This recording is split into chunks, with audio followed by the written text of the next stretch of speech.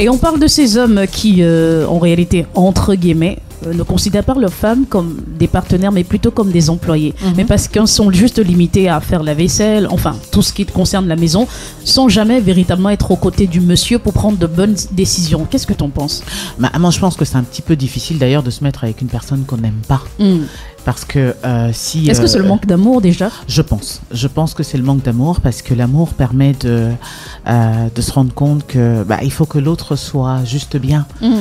On se met ensemble pour se mettre bien ensemble. C'est pas pour faire mal à l'autre. Sinon ça a rien d'intéressant. C'est plus l'amour après. Donc justement, quand on est amoureux et qu'on aime l'autre, le bonheur que l'on voudrait de l'autre, c'est de rayonner au maximum. Donc si ils vivent ce genre de choses, c'est qu'ils s'aiment tout simplement pas. Pas du tout. Bah non. C'est fou. Je sais pas quoi dire d'autre. Voilà, est-ce que ça ne dépend pas justement de l'éducation, de l'environnement? On parlait justement aujourd'hui dans la sociologie africaine, nous sommes dans des sociétés patriarcales où l'homme a le pouvoir, l'autorité dans la famille. Il y a même des hommes qui disent à leurs enfants, ne dites jamais à votre épouse ou votre femme que vous l'aimez, sinon ce serait un signe de faiblesse. Est-ce qu'on ne grandit pas un peu dans ce type d'esprit et ce qui se matérialise justement sur les violences, que ce soit psychologiques, mentales, physiques, sur la femme dans le foyer? Je veux dire que c'est assez difficile parce qu'effectivement on vit aujourd'hui quelque chose qui s'appelle la double culture, cet envahissement qu'on a de la vie d'ailleurs. De cette manifestation de comment est-ce qu'on manifeste l'amour à l'autre. Donc ça fait un espèce de choc là qui à un moment fait qu'on ne sait plus exactement comment exprimer la chose. Mais parce que peut-être on s'est rendu compte que le modèle prescrit par nos parents ou alors adopté par nos parents à l'époque n'est pas forcément oui, non, mais parce qu'il a été perverti à mon sens par l'invasion des des colons qui sont arrivés, eux, avec leur manière de démontrer l'amour. Oui, on dit plus facilement « je t'aime » chez eux que chez nous. Alors maintenant, est-ce que c'est parce que c'est forcément un signe de faiblesse, comme j'ai entendu, j'allais dire Didier, le disait tout à l'heure. Non, c'est pas forcément un signe de... C'est qu'en fait, les codes d'expression sont complètement différents d'une culture à une autre. Je vais prendre un petit... Elle en rit. Oui. Alors, j'en ris parce que mon papounet, je sais qu'il écoute très souvent la matinale de BK Radio. Je lui dis des fois, papa, je t'aime. Et il me répond, mouf. Non. Il me répond, mouf. Alors, c'est quand même assez extraordinaire. Alors, parce que vous avez vécu en France. Avec lui, c'est pas tant. Ah, avec lui. Avec lui, donc c'est pas avec quelqu'un d'autre, c'est avec lui. À aucun moment il a été transformé. Non, mais bon, son mouf n'est pas méchant. Oui, oui. C'est vraiment... C'est une façon de dire je t'aime aussi. Oui, c'est une façon de me répondre aussi je t'aime. Et puis après... Mais il a peur de le dire. Il n'ose pas. Voilà, il n'ose pas le dire. C'est cette espèce de pudeur qu'on a face à ce sentiment-là, enfin cette émotion-là, mais qui est juste dommage parce que c'est l'émotion par excellence. L'amour, c'est le temps. L'amour, c'est la patience. L'amour, c'est juste...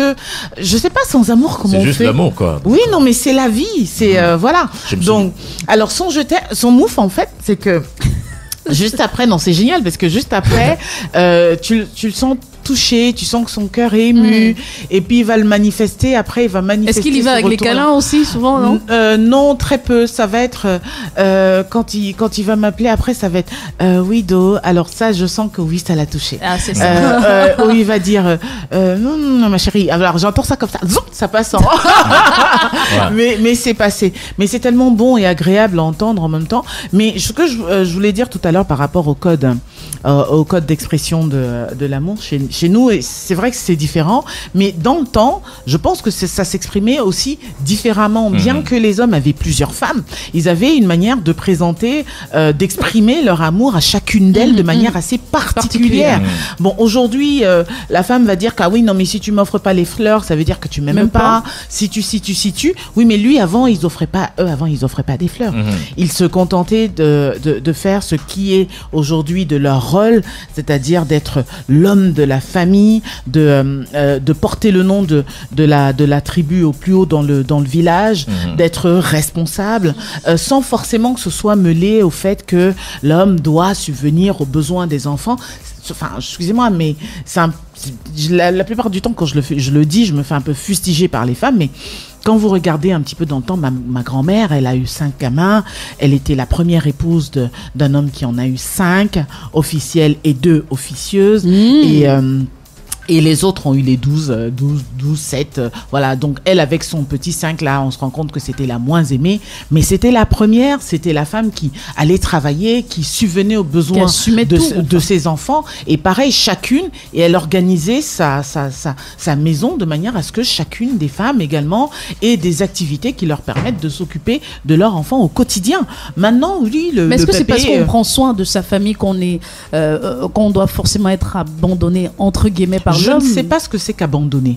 Quand un homme se lève tous les matins, il va travailler en ayant en mémoire qu'il a sa tribu pour laquelle il doit fournir le minimum, le strict minimum, c'est-à-dire le logis, c'est-à-dire le confort d'un logis décent, l'éducation des enfants.